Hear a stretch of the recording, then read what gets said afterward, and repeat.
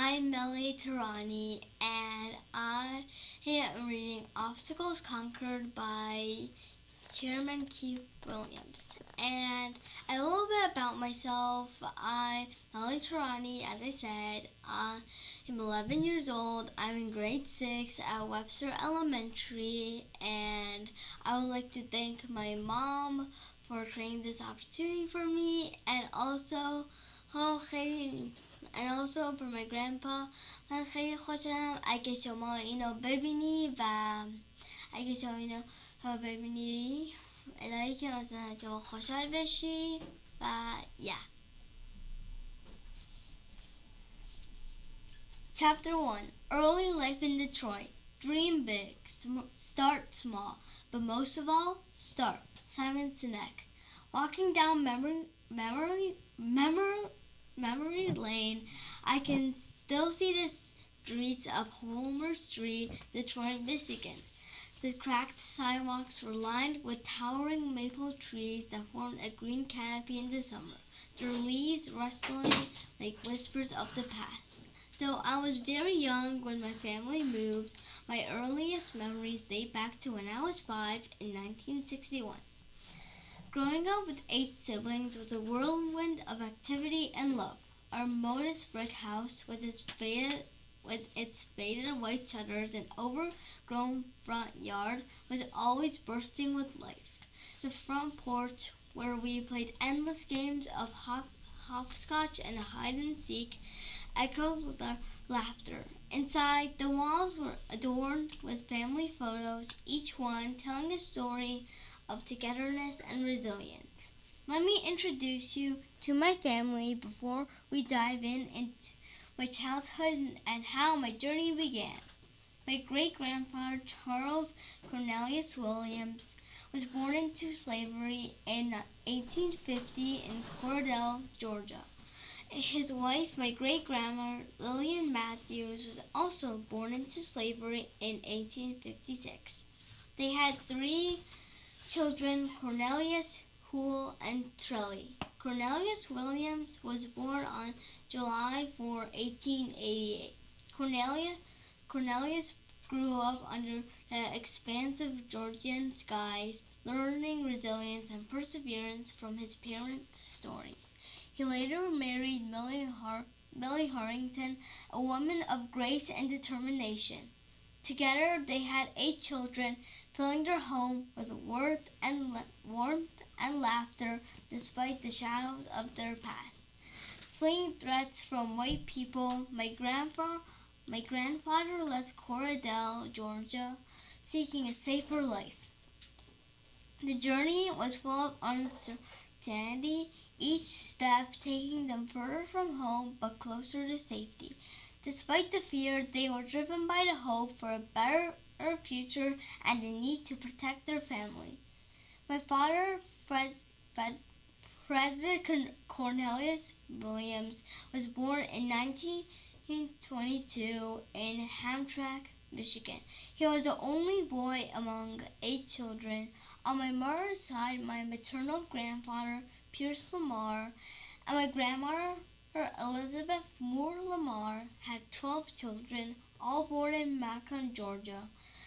My mother, Layla Odessa Lamar, born in 1926, married my father, and they had 9 children: Brenda Ann Williams, Michael Rodney Williams, Pamela Terry Williams, Kenneth Cornelius Williams, Keith Dwayne Williams, Dennis Cornelius Williams, Yvette Alyssa Williams, Terrence Lamar Williams, Samuel Lamar.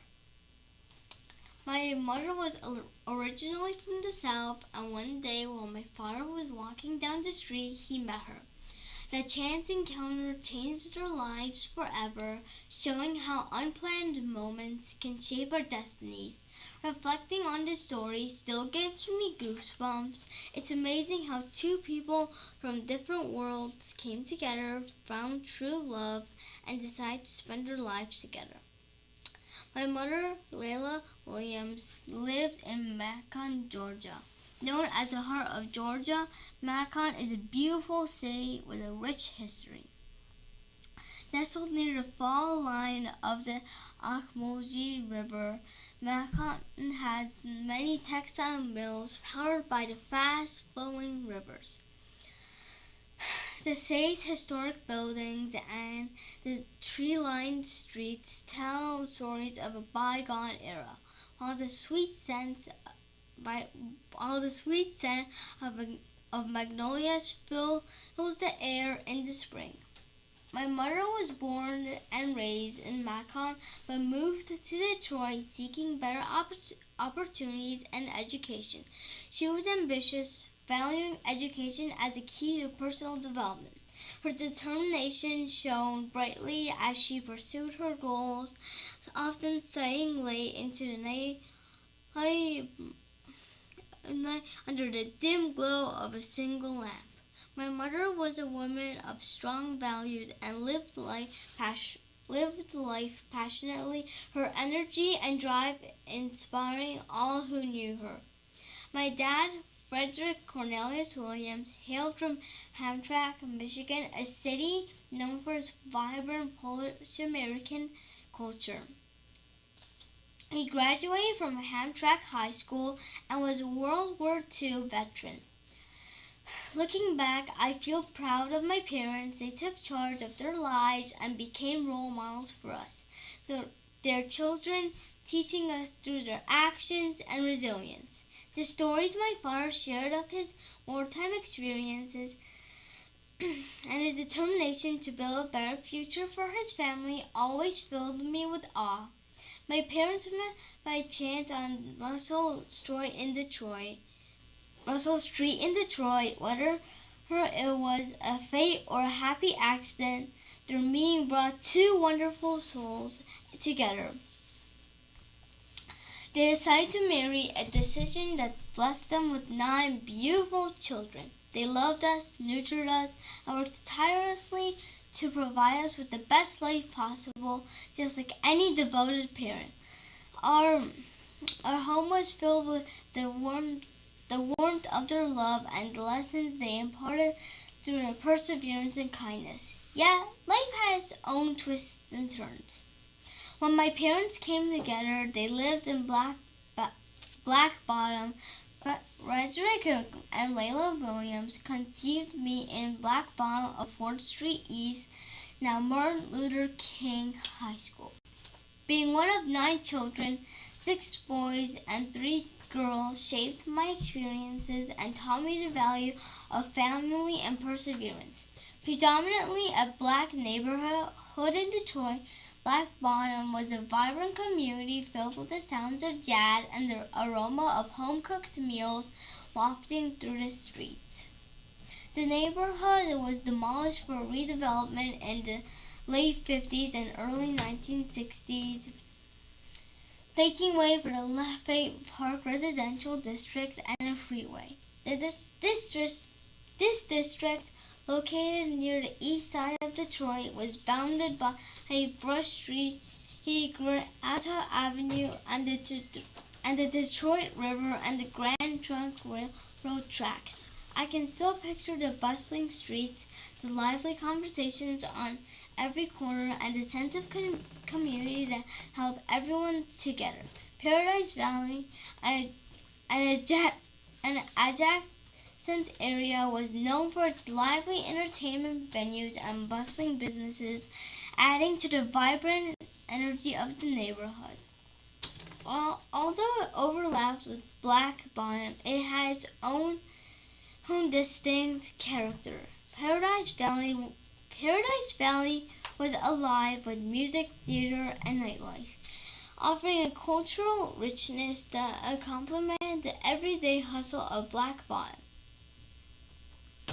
Black Bottom itself got its evocative name from the rich marshy soils of the buried River Savoyard, which had been converted into a sewer by 1827.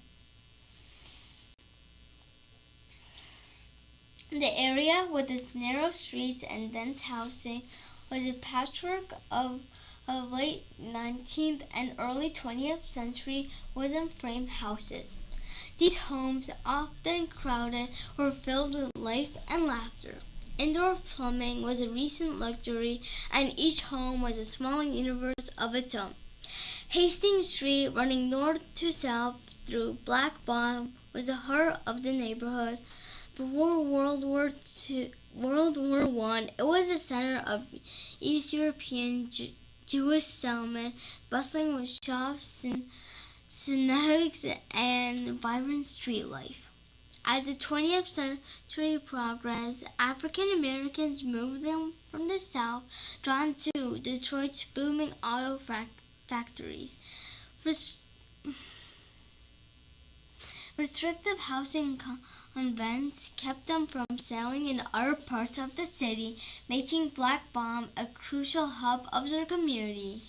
Here, amidst the narrow streets and tight-knit community, they built new lives, creating a rich cultural tapestry that would leave a lasting legacy. Black Bottom suffered greatly during the Great Depression, its streets feeling the sting of economic downturn as businesses closed and jobs vanished. When World War II began, the decline in economic activities hit even harder. Wage earners, particularly those in the struggling automobile factories, faced severe hardships. The once vibrant neighborhood now struggled with increased physical decay, exacerbated by a flood of people moving into Detroit, which was already grappling with housing shortage. Racial discrimination further confined Black residents to its increasingly overcrowded area. The process of condemning properties began in 1946, but it was the National Housing Act of 1949 and the National Highway Act of 1956 that fueled a sweeping urban renewal project. This ambitious plan aimed to replace Black Bottom and Paradise Valley with new developments including Lafayette Park and the Chrysler Freeway, designed by renowned architect Ludwig Mies van der Rohe. By 1954, Black Bottom had been completely razed, its building reduced to rubble, while Paradise Valley lingered a bit longer before its own demise. The relocation assistance provided to residents was minimal, with many just given a month's notice to vacate their homes. The rapid and impersonal nature of this transition left many struggling to find new places to call home, marking the end of an era for a community rich in history and resilience. Many residents moved to public housing projects like Jeffrey Homes and the Brewster Douglass housing projects.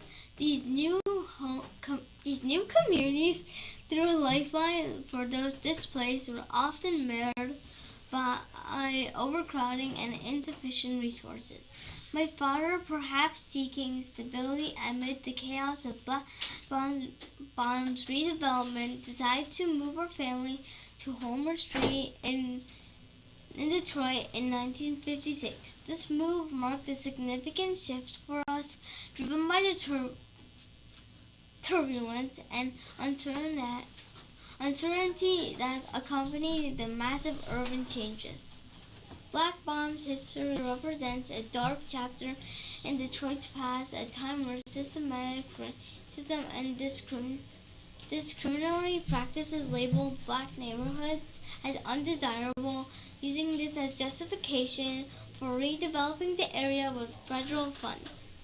The redevelopment, while intended to modernize the city, often disregarded the deep-rooted communities and the lives it disrupted. After my parents settled on Homer Street, I was born a few months earlier at the Women's Hospital.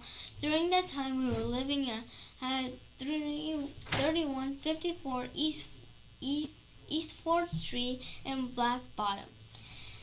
The birth of a new life in a new neighborhood symbolized a fresh start amidst the remnants of a turbulent area. Homer Street became the backdrop for my early years, a place where my family began to lie down new roots and navigate the complexities of a city in transition. When we relocated to Homer Street, there were 5 of us siblings, and I was the youngest. The move marked a new chapter for our family, with my parents adapting to the changes and challenges of our new neighborhood. Soon after settling in, we were blessed with another baby boy. My brother, Dennis Cornelius Williams, was born in 1959, a tiny bundle of joy that filled our home with renewed hope. However, life is unpredictable. Tragically, Dennis fell ill with measles and pneumonia, and a heart-wrenching moment in 1961, he passed away in my mother's arms. The loss was devastating, an emotionally and mentally traumatic experience that left a profound void in our family. 3 years later, amidst our grief and healing, God blessed us with 2 more siblings, a baby sister and a brother. Their arrival brought fresh joy and a sense of renewal to our lives, even as we continued to run away from the shadows of our past. Despite these moments of happiness, I often found myself wondering why my dad had chosen to move us to Homer Street in Detroit. It was a big decision to take for someone who had to support his entire family and leave the familiarity of the neighborhood to create a life in the unknown. The reasons for leaving were a mystery to me, even as I grew to appreciate the stability and the community that our new home offered. Let me take you back and paint a picture of life in Detroit during the 50s and 60s. Imagine you're right there with me, feeling the pulse of the city and the tension in the air. Detroit was a city on the cusp of change. The air was charged with both excitement and unease. In 1950, the United Auto Workers secured a landmark agreement with General Motors, a sign of the growing power and influence of labor unions. The city county building was rising on the skyline, destined to become the City of Detroit government headquarters. The city's population swelled to 1.85 million, with neighborhoods like Homer Street bustling with new faces and evolving dynamics. Despite the city's growth and modernization, racial tensions simmered just beneath the surface. Many black readers pushed for nonviolence and peaceful progress, but the atmosphere was fraught with potential for conflict. The sense of unease was palpable, as if the city was straddling a line between promise and peril. Detroit, once one of the most prosperous cities in the U.S., was becoming a complex tapestry of hope and struggle. It was home to the big 3 automobile giants, Ford, Chrysler, and General Motors, factories that attracted people from across the country seeking good work and a better life. As these plants drew in workers, my dad, a laborer at Chrysler's plant, moved us to Detroit in search of new opportunities and a fresh start. The city was developing rapidly, its streets alive with the sounds of industry and the hum of progress. Yet the challenges and the racial friction of the era were never far from our minds, casting a shadow over the promise of a new beginning. But things took a turn for the worse in Detroit in the late 50s. Back then, more than 80% of the city's population was white and African American families like ours faced some tough realities, we weren't exactly welcomed with with open arms, and we often dealt with unfair treatment from both our neighbors and the police. The Detroit Police Department, and with 50 or so black officers, felt more like an occupying force to many in the black community. There were constant accusations of racial profiling and police brutality, creating a tense atmosphere that was hard to ignore. By the 60s and 70s, Detroit was in a rough spot. The city was struggling socially and economically. Unemployment was climbing, and the car manufacturers that had made Detroit famous as a motor city started pulling out of the city center. Factories that once roared with activity were closing down or moving away, leaving behind empty buildings and a sense of loss. It was like the heartbeat of Detroit was slowing down, and you could feel the city's energy slipping away with each passing day. Reflecting on this history, two questions come to mind. Why did my dad decide to move our family to Detroit, knowing that was a city where the white population greatly outnumbered the black residents? The answer seems to boil down to one main factor. Detroit's reputation as the motor city. My dad worked at the Chrysler's plant, and it's clear that the job opportunities there played a significant role in his decision. The promise of stable work in the heart of the auto industry must have been too compelling to ignore, even with the city's racial dynamics. Between 1960 and 1970, both black and white residents played a part in shaping the city's socio-economic landscape. During this time, education attainment was on the rise and more people were finding better jobs. Families' real purchasing power improved, and while these gains were more significant for black residents than for white ones, the improvements didn't completely erase the racial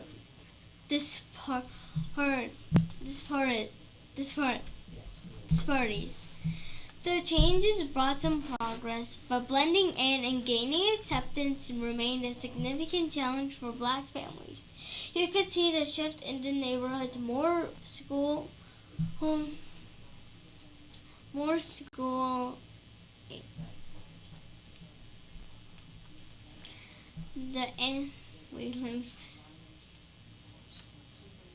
schools and community centers popping up, people dressed in their best for work or school, work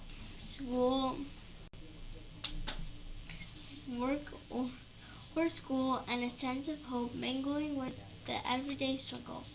Yet, despite the progress, the undercurrent of racial tension and the struggle for equal acceptance was always present. For us, finding our place in the city, those evolving but still grappling with deep-seated inequalities was a constant balancing act. For me, moving to Homer Street was a pivotal moment. If my dad hadn't made that choice, I wouldn't be who I am today. It's fascinating how certain decisions, no matter how small they seem at the time, can shape the course of our lives. It's all about the journey, and I've come to realize how every little experience, every shift in our environment, and every change we go through shapes who we become. It might sound a bit philosophical, but I truly believe that we soak up so much in the world around us, both conspicuously and unconspicuously.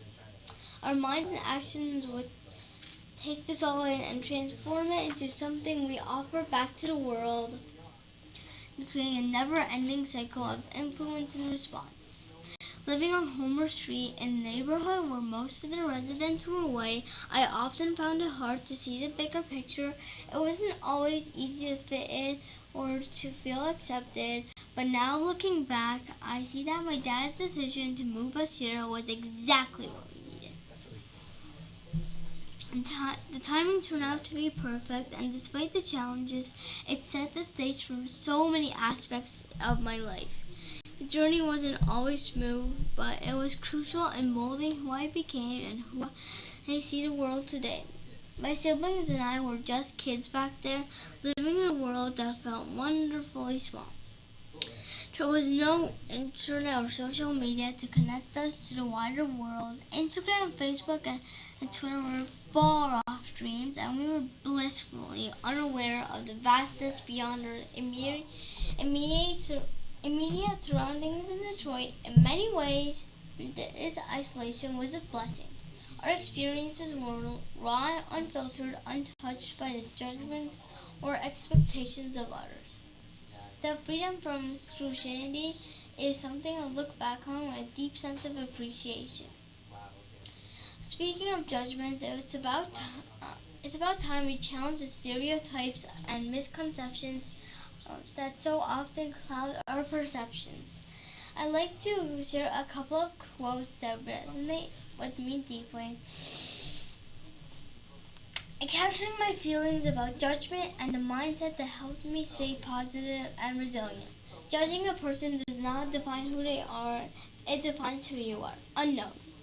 We can choose to wake up and grumble all day or be bitter with and angry and judge others and find satisfaction in others doing badly instead of good. Or we can wake up in optimism and love and say, what is this beautiful day gonna bring me? Margaret Trudeau. Despite the racial tensions between whites and blacks, I was fortunate to make some genuinely good white friends. I never felt uncomfortable or less confident in mixed settings.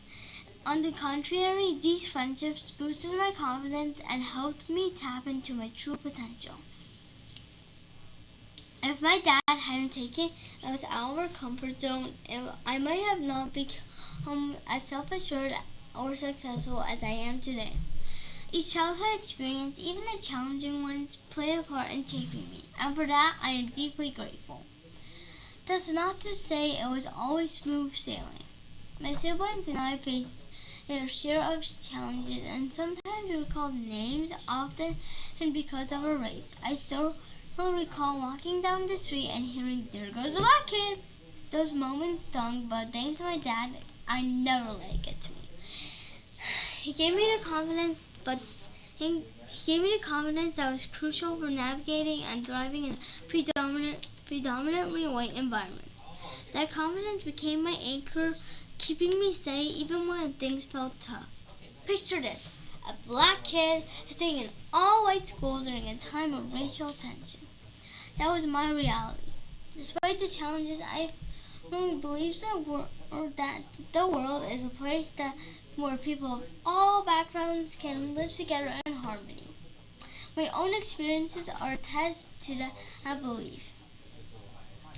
I've seen firsthand with the right mindset and support, we can bridge the divides and build meaningful connections no matter the obstacles.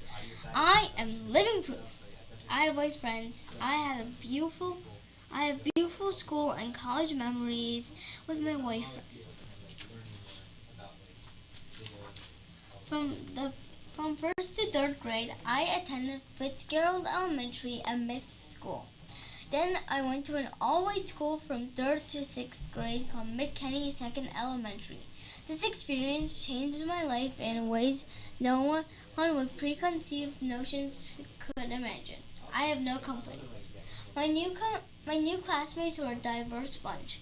Among them were white, working-class kids and also black kids from more affluent backgrounds. Some of the black kids came from neighborhoods like Sherwood Forest, Russell Woods, and Oakland Blueman. Their parents were professionals, doctors, lawyers, educators, and factory workers who had carved out comfortable lives for their family. Every day at Meadow Junior High, where I attended middle school, I walked the halls and faced a mix of challenges and experiences. Surprisingly, violence was never one of them. Instead, what I encountered was what I called the class syndrome, a subtle but persistent divide influenced by socioeconomic differences. These experiences, while sometimes difficult, um, sometimes wait, sometimes difficult, play a crucial role in shaping who I am today. They taught me about resilience and determination and the importance of looking beyond race to see the person within. The diverse mix of classmates and their varying backgrounds exposed me to different perspectives and ways of life.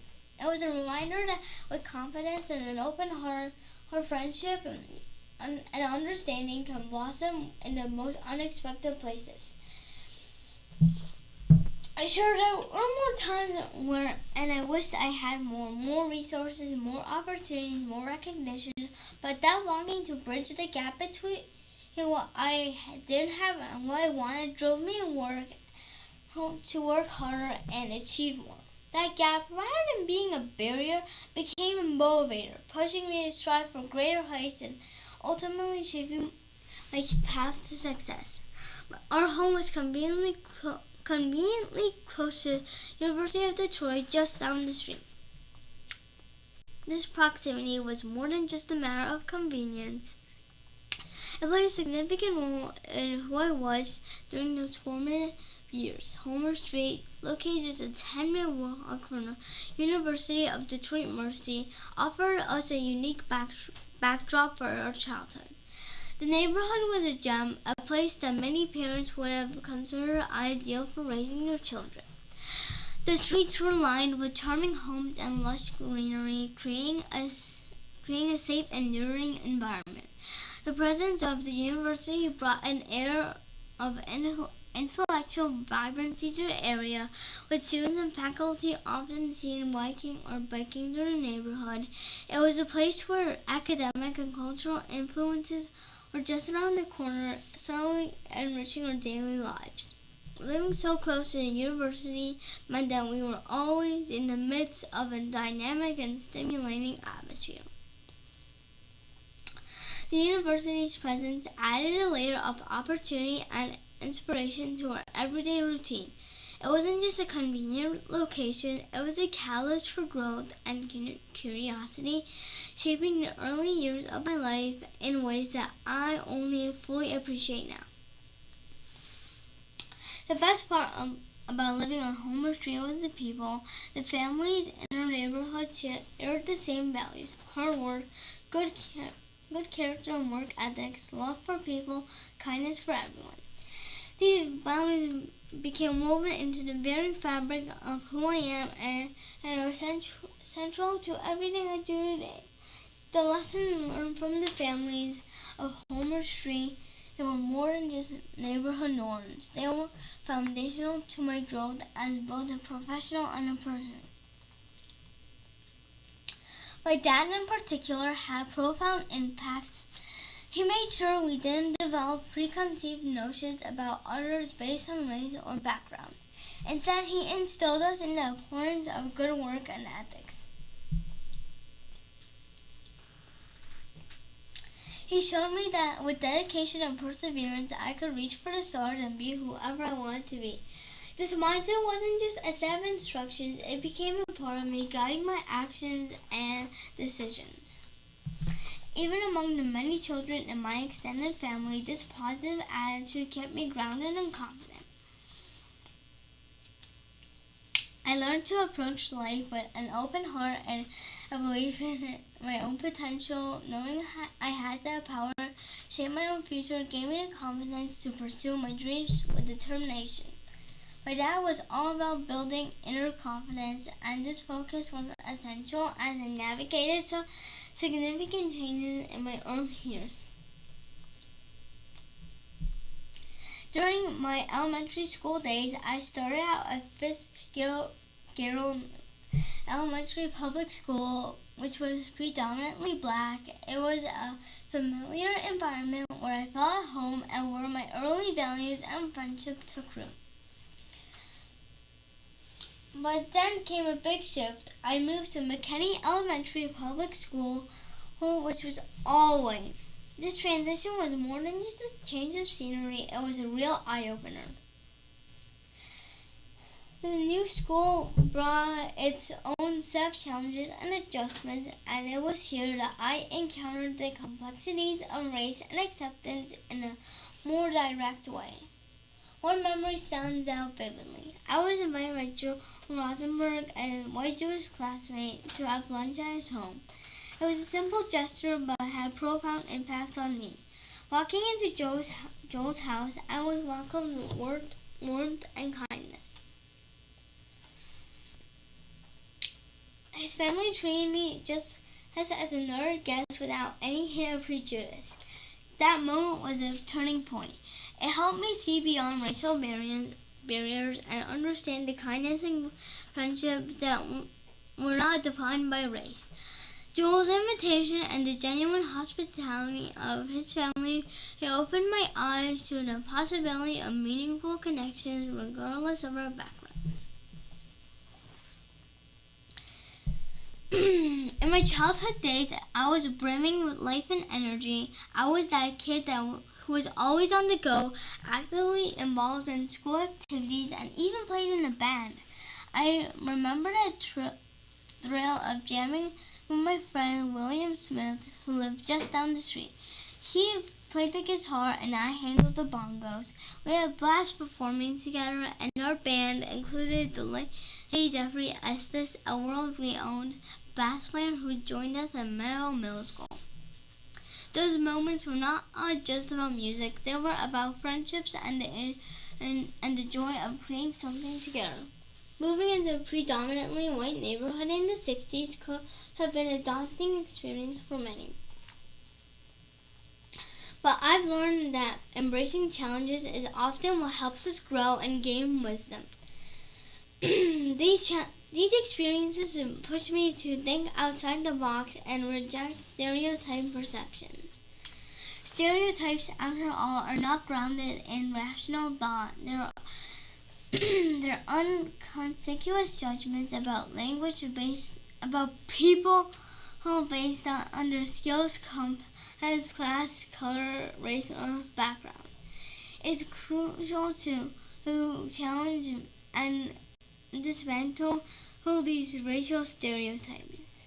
They paint exaggerated and misleading pictures of entire groups and causing us to overlook any information that doesn't fit our preconceived notion.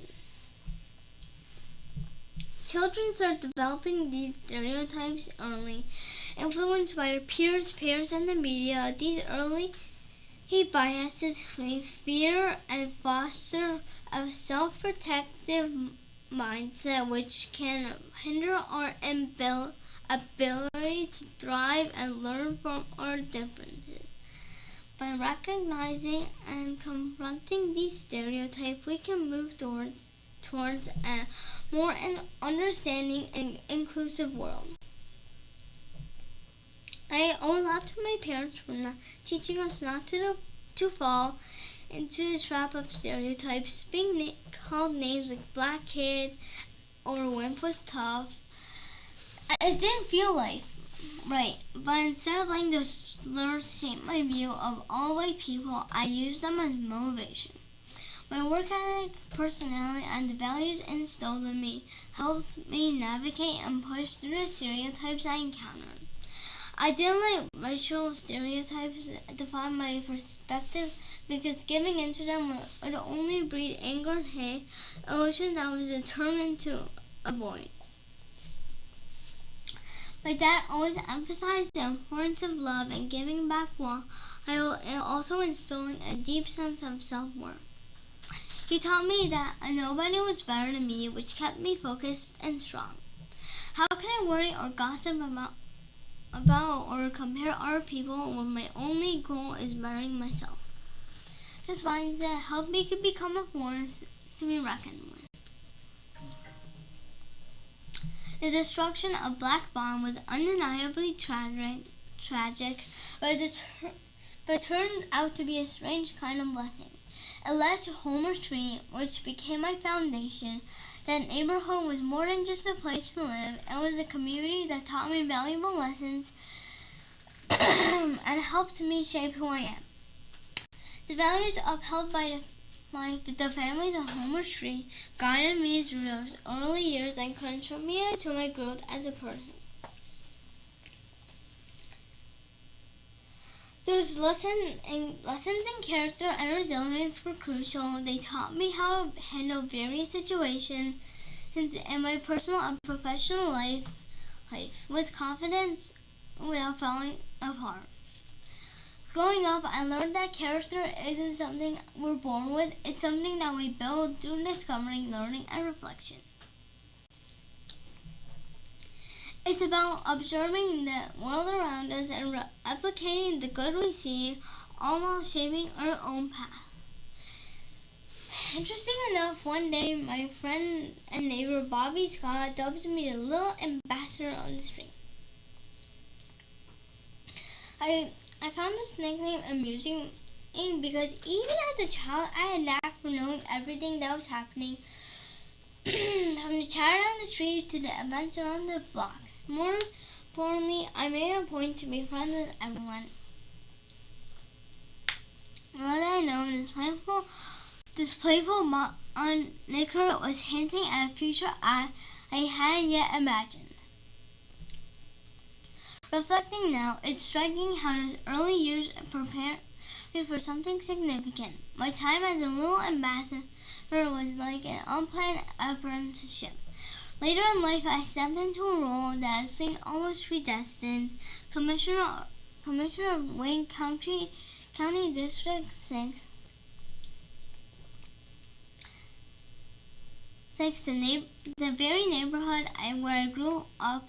It's incredible to think that the groundwork for this role was laid long before I knew the ground entailed. My childhood experiences, though they seemed ordinary at the time, were actually shaping me for a future that will require deep community connections and an understanding of people.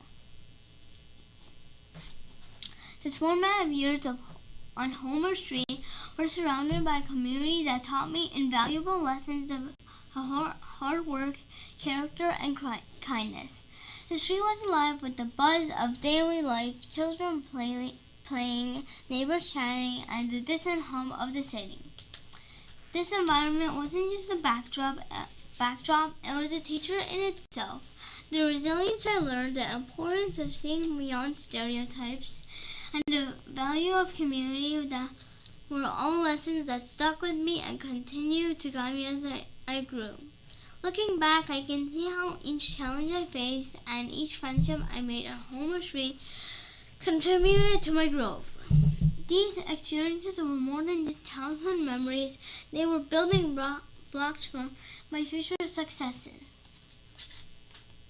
My journey from being the little ambassador to becoming a county commissioner is a vivid testament to the power of community, perseverance, and the belief that no matter where you start, you can reach great heights.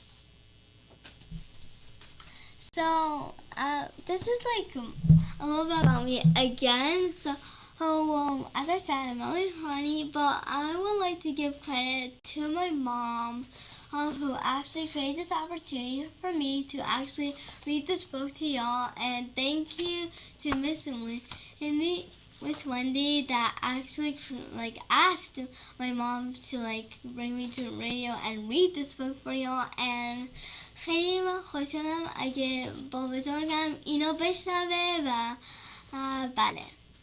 Thank you all for listening to this book. I feel very honored to be here.